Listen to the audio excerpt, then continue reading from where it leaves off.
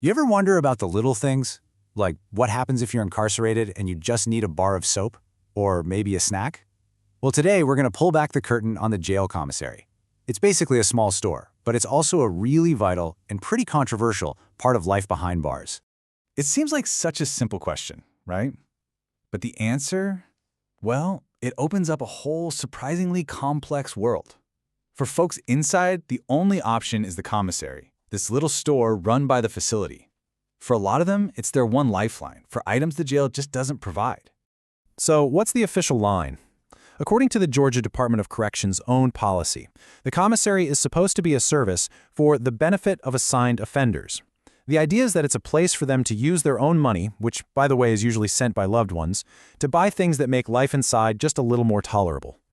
Okay, so that's how the system is supposed to work.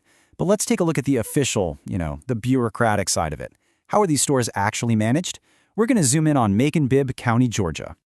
Every single dollar spent by an inmate goes into a very specific government account. And as you can see from county documents, it has this very formal name, the Law Enforcement Commissary Fund. It's set up to track every last cent that comes in from these sales. And make no mistake, this is a serious business. The county isn't just running this like some mom-and-pop shop. No, they issue formal government contracts, like this request for proposals from 2017, to bring in private companies to manage the whole thing. It's a very structured, very official operation. But, that's the official story. That's the view from the outside. Now let's pivot and look at this from a completely different perspective.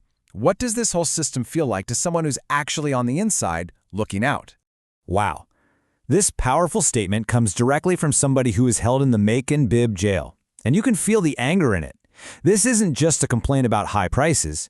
It's a flat-out accusation that the whole system is designed to exploit people, not to help them.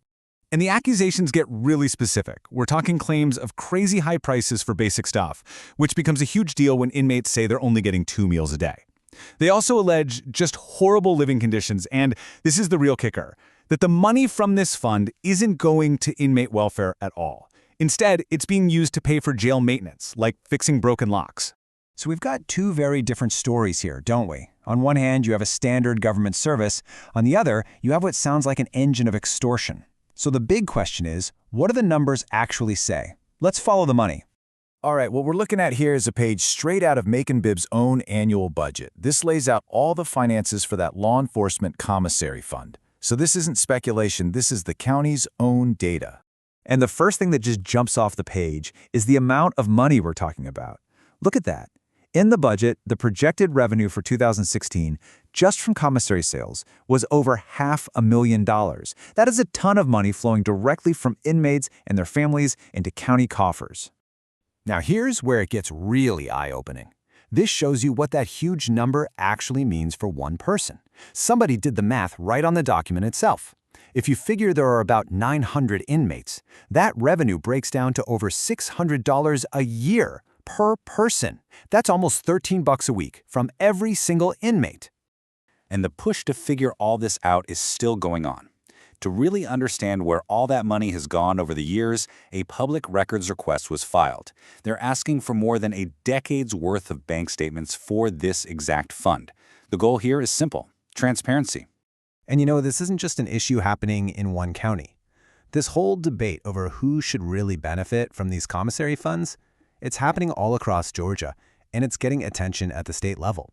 Because of all this, state lawmakers are finally taking notice.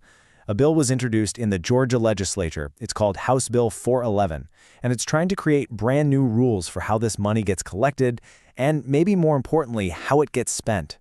So this proposal would totally change the system. First, it would set a flat $25 annual fee for inmates. The jail itself would only keep $5 of that for inmate services. The rest of it, the other $20, would be required to go toward funding community services like sexual assault centers and shelters for victims of human trafficking. It's a completely different idea about what this money should be for. So after all of this, we're left with a really fundamental question. We have this system that was created, at least in theory, to help inmates. But we've seen it generates millions of dollars. When you look at everything, from the official budgets to those raw allegations from inside, you have to ask, who should all that money truly serve?